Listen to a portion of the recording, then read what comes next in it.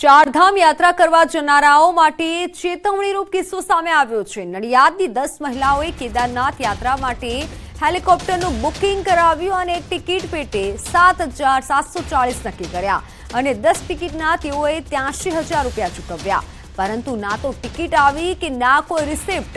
ઉલટાનું છેતરાયાનું માલુમ પડતા તેઓએ સાયબર ક્રાઇમમાં ફરિયાદ નોંધાવી છે અને તમામ મહિલાઓના રૂપિયા ઠગબાજો ચાવ કરી ગયા હોવાનું સામે આવ્યું છે।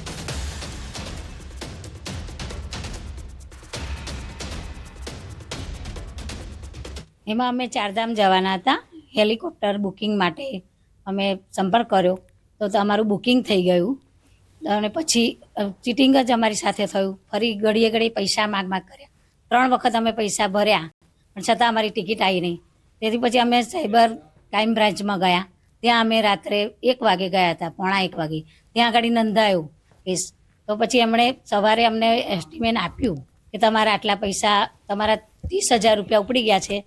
अगर અમે ક્રાઇમ ટાઉનમાં ગયા તો એમને એવું કહું કે પોલીસ સ્ટેશન ટાઉનમાં ગયા તો એમને એવું કહું કે 1930 પર ફરિયાદ નોંધાવ સાયબર ક્રાઇમમાં। તો અમે ત્યાં ગયા તો ત્યાંથી અમને જવાબ આપ્યો કે તમે સવારમાં તમે આવજો એટલે તમને બધું રેકોર્ડ આપી દઈશ, એટલે એ બધું કાગળિયાની કાર્યવાહી કરી કે 30,000 તમારા ઉપડી ગયા છે, હવે તમારું કશું થાય નહીં, કે અમે અહીંયાથી ખાતું બ્લોક કરે છે, ત્યાંની બેંક ક્યારે બ્લોક કરે એ ખબર નહીં। તો સમાચારોમાં હાલ બસ આટલું જ। રજા આપશો। નમસ્કાર।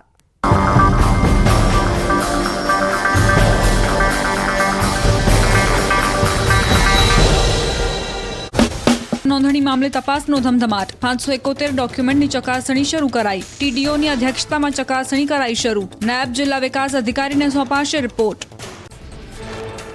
પંચમહાલમાં ખોટા લગ્ન નોંધણીના કેસમાં સાબરકાંઠાના પરિવારના આરોપ। દીકરીના લગ્ન નોંધણી ખોટી રીતે થઈ હોવાનો આરોપ। લગ્નની નોંધણી ભદ્રાળામાં થઈ હોવાની વાત પરિવારજનોએ તપાસ કરતા સમગ્ર મામલો બહાર આવ્યો। અરવલ્લીના ભિલોડાના ટાકા ટૂંકા ગામ સુધી પહોંચ્યો બોગસ લગ્ન નોંધણીનો રેલો। લવ મેરેજ કરનાર યુવતીના મામાએ કર્યો ખુલાસો। ટાકા ટૂંકા ગામના યુવકે બોગસ નોંધણી કરાવ્યાનો આક્ષેપ। ભદ્રાળા ગામમાં નોંધણી કરાવ્યાનો દાવો। પંચમહાલ જિલ્લાના ગોકળપુરામાં પૂર્વ સરપંચની હત્યા બાદ પોલીસ પર પથ્થરમારો। 2 પોલીસ કર્મીના માથાના ભાગે પહોંચી ઈજા। પોલીસને ટીયર ગેસના સેલ છોડવાની પડી ફરજ। ટોળું વિખેરવા પોલીસે કર્યો બળપ્રયોગ। આરોપીના ઘર સામે જ અંતિમ સંસ્કારની માંગ। ગોકળપુરા ગામે પોલીસ પર થયેલા પથ્થરમારા બાદ કલમ 144 લાગુ। 5 કિલોમીટરના વિસ્તારમાં 2 દિવસ સુધી કલમ 144 લાગુ કરવામાં આવી। ટોળાને વિખેરવા પોલીસે કર્યો હતો હળવો બળપ્રયોગ। પોલીસે કોમ્બિંગ કરી 10થી વધુ લોકોની કરી અટકાયત। ખંભાળિયામાં ખેડૂતોએ વીજ ફીડરનો કર્યો ઘેરાવ। પૂરતી વીજળી ન મળતા લાલપરડા ગામના ખેડૂતોએ કર્યો વિરોધ। છેલ્લા 10 વર્ષથી સમસ્યા હોવાનો લાગ્યો આરોપ। ખેડૂતોએ સબસ્ટેશન બંધ કરાવ્યું। પૂરતી વીજળી આપવા ખેડૂતોએ કરી માંગ। વડોદરામાં સ્માર્ટ મીટરનો વિરોધ યથાવત। સમા વિસ્તારના લોકોએ MGVCL કચેરીએ પહોંચી વિરોધ નોંધાવ્યો। સ્માર્ટ મીટરમાં 15 દિવસમાં 6,000નું રિચાર્જ કરાવવું પડતું હોવાનો સ્થાનિકોનો છે આક્ષેપ। સ્થાનિકોનું કહેવું છે કે જૂના મીટરમાં 2 મહિને 1,500 થી 2,000 રૂપિયા બિલ આવતું હતું। સ્માર્ટ મીટર તેમને પરવડે તેમ નથી। સમગ્ર મામલે લોકોએ રસ્તા પર બેસી વિરોધ નોંધાવ્યો અને ફરી જૂના મીટર લગાવવાની કરી છે માંગ। સુરતના વિપ્લોદમાં DGVCL સ્માર્ટ મીટર લગાવતા સ્થાનિકોનો વિરોધ। સ્માર્ટ મીટરથી વધુ બિલ આવતું હોવાનો આરોપ। 10 દિવસમાં 2,000 થી 2,500 બિલ આવતું હોવાનો આરોપ। 10 દિવસમાં 2,000નું કરાવવું પડે છે રિચાર્જ।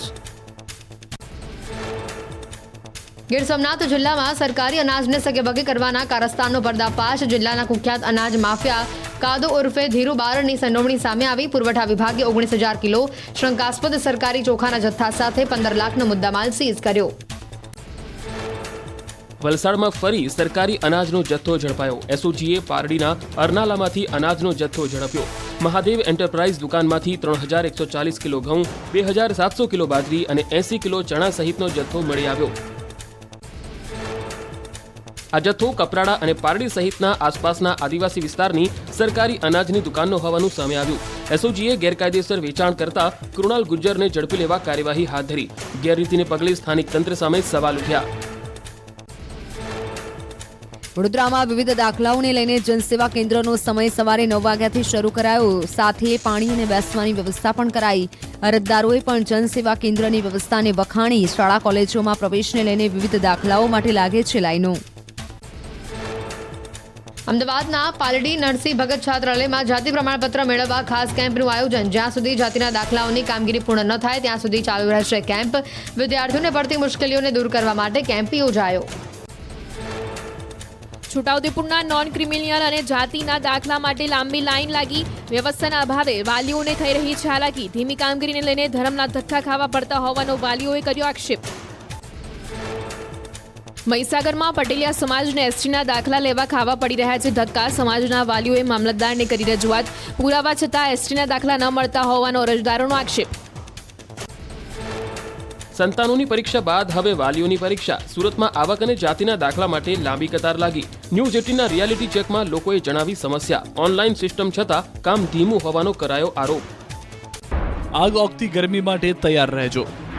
હવામાન વિભાગે કરી હીટ વેવની આગાહી. અમદાવાદમાં 5 દિવસ ઓરેન્જ એલર્ટ.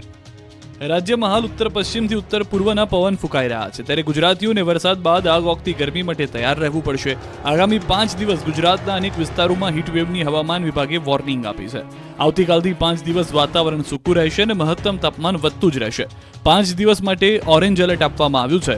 અમદાવાદમાં 5 દિવસ ઓરેન્જ એલર્ટ જાહેર કરવામાં આવ્યું તો પોરબંદર, ગીર સોમનાથ, ભાવનગર, સુરત, કચ્છ, દ્વારકા અને વલસાડમાં પણ હીટવેવની આગાહી કરાઈ છે. આગામી 5 દિવસ અમદાવાદમાં 44 ડિગ્રીની આસપાસ અને ગાંધીનગરમાં 43 ડિગ્રીની આસપાસ તાપમાન રહેવાની શક્યતા છે. હવામાન વિભાગે 24 કલાકમાં હળવા વરસાદની પણ આગાહી કરી છે. હવામાન વિભાગના વૈજ્ઞાનિક અભિમન્યુ ચૌહાણના જણાવ્યા પ્રમાણે ગુજરાતમાં 24 કલાકમાં કચ્છ, સૌરાષ્ટ્ર સહિત આખા ગુજરાતના કેટલાક વિસ્તારોમાં હળવો વરસાદ જોવા મળી શકે છે. મહીસાગર, તાપી, ડાંગ, દાહોદ, જામનગર, રાજકોટ, ભાવનગર અને બોટાદના છૂટાછવાયા સ્થળે વરસાદ થવાની શક્યતા છે. અંગ દજાડતી ગરમી ગુજરાતીઓને અકળાવી રહી છે. 43.6 ડિગ્રી તાપમાન સાથે અમદાવાદ સૌથી ગરમ શહેર રહ્યું તો ગાંધીનગર 43.5 ડિગ્રી મહત્તમ નોંધાયું. રાજકોટમાં સતત બીજા દિવસે ગરમીનો પારો 41 ડિગ્રીને પાર પહોંચ્યો. ગુરુવારે 42.4 ડિગ્રી તાપમાન નોંધાયું હતું. ત્યારે ગરમીના વધતા પ્રકોપ વચ્ચે લોકોને બિનજરૂરી બહાર ન નીકળવા અપીલ કરાઈ છે. લૂથી બચવા માટે લોકોને વધુ પડતા પ્રમાણમાં પ્રવાહીનું સેવન કરવાની સલાહ અપાઈ. આ તરફ મોડાસામાં પણ ગરમીનો પારો 43 ડિગ્રી પર પહોંચ્યો. કાળઝાળ ગરમીમાં બપોરે શહેરના રસ્તાઓ સુમસામ બન્યા. ગરમી અને બફારાથી લોકો ત્રાહિમામ પોકારી રહ્યા છે. ગરમીથી બચવા લોકો ઠંડા પીણાનો સહારો લઈ રહ્યા છે. વાતાવરણમાં પલટા વચ્ચે ડીસામાં પણ ગરમીનો પ્રકોપ જોવા મળ્યો છે.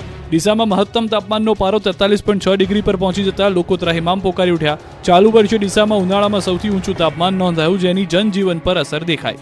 બપોરના સમયે જાહેર માર્ગો સુમસામ દેખાયા. એક તરફ ઈડરના ગ્રામ્ય વિસ્તારોમાં વરસાદ છે તો ગરમીનો પારો પણ ઉચકાઈ રહ્યો છે. હિંમતનગરમાં ગરમીનો પારો 43 ડિગ્રી સુધી પહોંચતા રસ્તાઓ સુમસામ બન્યા. ઈડરીઓ ઘટ તપતા શહેરમાં અસહ્ય ગરમીમાં લોકો ત્રાહિમામ પોકારી રહ્યા છે. બપોરના 3 વાગ્યાથી સાંજના 7 વાગ્યા સુધી આકાશમાં અંગારા વરસે તેવો અનુભવ થઈ રહ્યો છે. અમારે બહુ નુકસાન થયું.